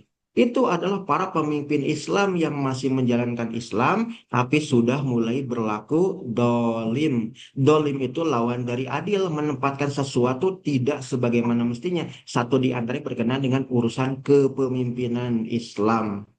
Dan Rasul menyatakan fase yang keempat itu yang disebut sebagai mulkan jabariyatan, yaitu para penguasa di antara bangsa-bangsa Muslim yang berlaku bukan hanya zalim atau aniaya, tapi berlaku diktator, totaliter, dan memaksakan kehendak. Disebut sebagai mulkan jabariyatan yang maknanya adalah berlaku jahat, berlaku keras, berlaku memaksakan kehendak ketika mereka menanggalkan dan meninggalkan Islam, mencampakkan dan menjauhkan syariat di antara kaum muslim dan mereka lebih suka mengikuti cara pandang, gaya, dan kehidupan milah ataupun jalan hidup selain Islam dengan menerapkan demokrasi, hak asasi manusia, liberalisme, kapitalisme, sosialisme, komunisme, dan isme-isme lain di luar Islam. Maka itulah masa yang keempat yang kita jalani hari ini ketika abad global kapitalisme. Ya, pasca Perang Dunia Pertama, Perang Dunia Kedua memaksa umat Muslim untuk mengikuti milah jalan hidup orang-orang kafir Durjani. Namun Rasul menyatakan bukan masa itu yang terakhir yang bakal dialami oleh kaum Muslim. Rasul menyatakan summa takunu khilafah rasyida ala min haji nubuwah. Kemudian akan tiba kembali masa khilafah rasyida ala min haji nubuwah. Yaitu apa? Masa Khulafaur Rasyidin sebagaimana masa Abu Bakar Siddiq hingga masa Imam Husain bin Ali bin Abi Thalib. Imam Hasan bin Ali bin Abi Thalib karramallahu wajhah. Itu akan tiba kembali masa itu kapan? Nah, itu butuh adanya kaidah kausalitas yang kemudian kita upayakan, kita amalkan, kita perjuangkan, kita dakwahkan. Dan dalam hal ini kemudian Rasul menyatakan summa sakata. Kemudian Rasul terdiam. Artinya apa? Rasul tidak mau mengisahkan masa berikutnya karena masa berikutnya sudah tidak ada lagi umat Islam. Bukan hanya tidak ada lagi kekhilafan Islam, umat Islamnya juga nggak ada. Ketika apa? Allah memerintahkan malaikatnya untuk menyelimuti permukaan bumi dengan hawa yang sangat sejuk. Ketika hawa yang sangat sejuk itu dihirup oleh orang-orang beriman, maka mereka kemudian akan menggelepar ketika tibanya ajal. Jadi dalam kecepatan maksimal Ijrail alaihissalam akan panen raya. Semua jiwa orang-orang beriman semuanya wafat di seluruh permukaan bumi. Makanya kemudian sejak itu Islam tidak ada yang mengenalnya. Dan tidak ada lagi bangsa manusia manapun seorang pun di permukaan bumi yang menyembah Allah. Islam itu menjadi sesuatu yang asing, Mekah Madinah sepi, bahkan kemudian akhirnya dirobohkan oleh orang kafir. Karena tidak ada lagi yang beriman kepada Allah. Dan disitulah kemudian dalam kitab huru hara akhir zaman yang dinyatakan oleh Imam Ibnu Katsir, berbahagialah orang-orang mukmin karena mereka tidak akan pernah menyaksikan dahsyatnya kiamatul kubra, dan celakalah orang-orang kafir karena mereka akan menyaksikan azab Allah terakhir yang ditimpakan kepada bangsa manusia, yaitu apa? Tibanya al-kiamatul kubra. Jadi dalam hal ini kemudian yang seperti apa janji Allah itu pasti tinggal kemudian kita berupaya untuk mewujudkannya. Kapan itu? Maka kemudian ini yang menjadi rahasia Allah. Karena tugas kita sebetulnya ya dibilang mudah, sulit, dibilang sulit juga, ya enggak juga. Kenapa? Jawab dan kewajiban kita itu hari ini memantaskan diri agar kita layak ditolong oleh Allah. Dan yang kedua, mempersiapkan umat ketika pertolongan Allah tiba, umat pun siap untuk menerima kemenangan yang dimaksud. Intinya apa? Dakwah dan terus memperbaiki diri sekaligus juga memberikan pencerahan kepada umat berkenaan dengan janji kemenangan Islam ini, sekaligus juga bagaimana upaya kita untuk meraihnya. Makanya kemudian di dalam hadis riwayat Tabrani dan juga At-Tirmizi, baginda Nabi Muhammad SAW ketika berhimpun dengan para sahabat, beliau tiba-tiba berdiam diri. Kemudian seperti seolah-olah beliau tertegun hingga kemudian ditanya oleh para sahabat, "Ya Rasulullah, apa yang sesungguhnya terjadi?" Dan Rasul menyatakan, "Sungguh aku merindukan Habibi. Sungguh kami merindukan sahabat-sahabat, saudara-saudara kami." Maka kemudian para sahabat tanya, "Ya Rasulullah, bukankah kami inilah saudara-saudara? Kami ini adalah saudara-saudaramu dari kalangan orang-orang mukmin, orang-orang muslim. Benar, kalian itu adalah saudara-saudara kami. Tapi sesungguhnya yang kami rindukan adalah saudara-saudara kami bukan dari kalangan ashabi. Kalian itu sahabat-sahabat kami yang justru ada dengan kami. Namun yang kami rindukan saat ini adalah saudara-saudara kami yang disebut sebagai ahbibi, yang maknanya adalah kecintaan-kecintaan, kesayangan-kesayangan baginda Nabi yang dirindukan oleh baginda Nabi sedari baginda Nabi masih ada."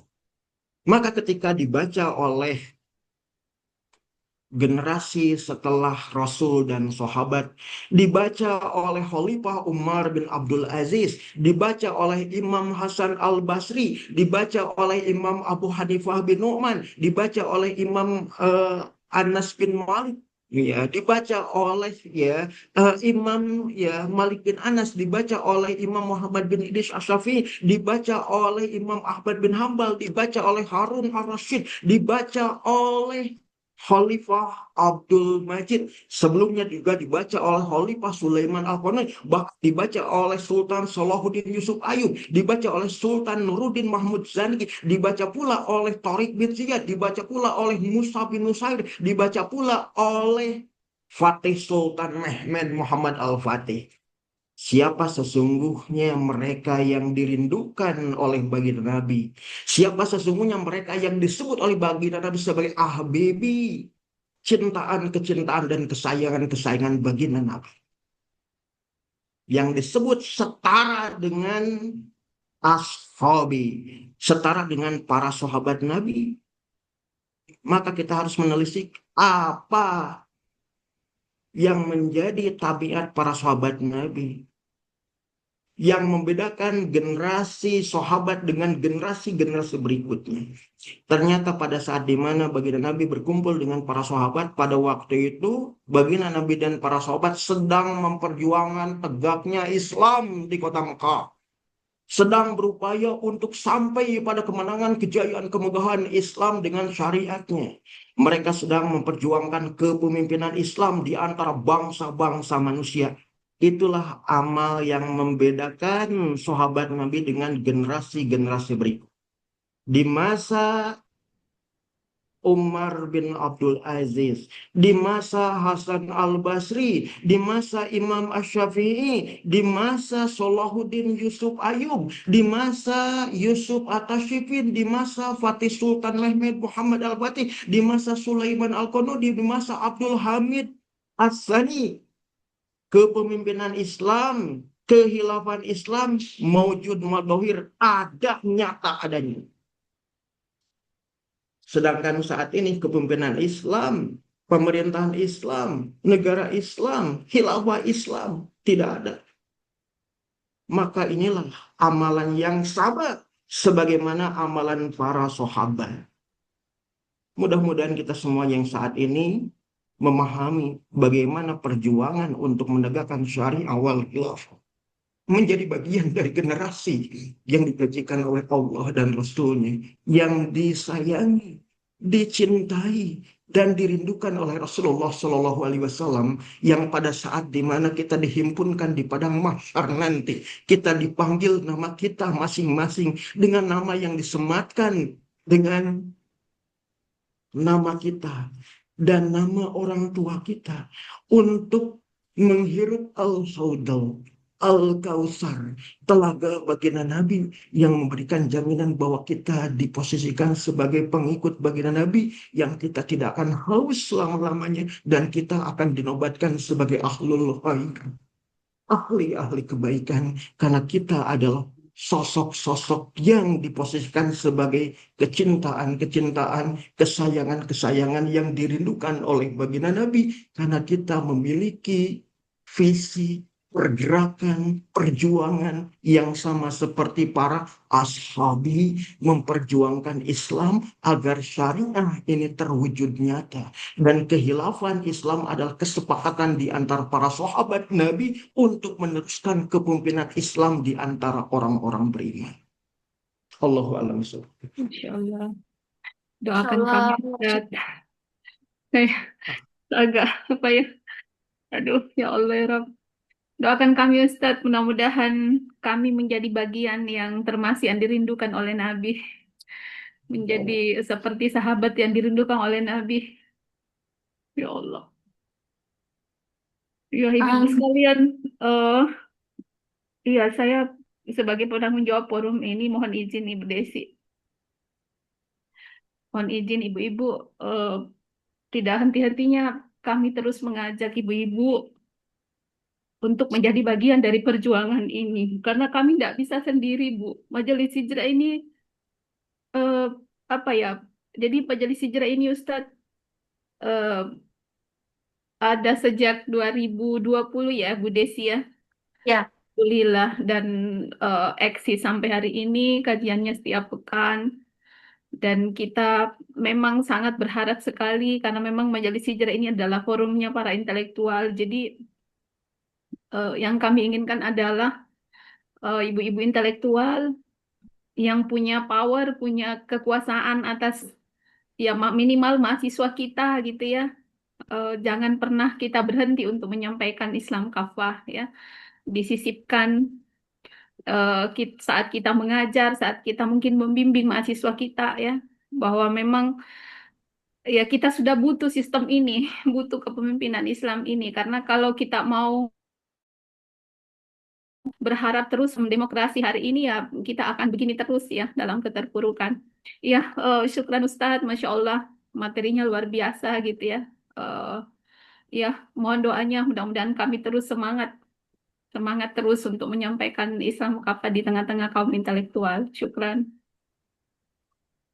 Baik, karena waktu juga yang membatasi, kami memberikan apresiasi yang sangat besar kepada Ustadz Jazakallah khairan katsira yang sudah membawakan materinya yang luar biasa.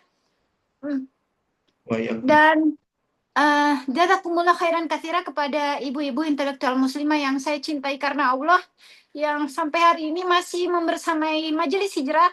Mudah-mudahan Allah senantiasa memberikan ibu-ibu intelektual muslimah kesempatan biar bisa terus bergabung di dalam Majelis Hijrah, dan kami meminta kepada ibu-ibu intelektual muslimah untuk memanggil teman-teman yang lain untuk bergabung bersama. Untuk itu Ustadz, kami memohon kepada Ustadz untuk membacakan doa sekaligus menutup Majelis Hijrah kita di sore harian ini. Tafadhal maskura Ustadz. Bismillahirrahmanirrahim. Alhamdulillah.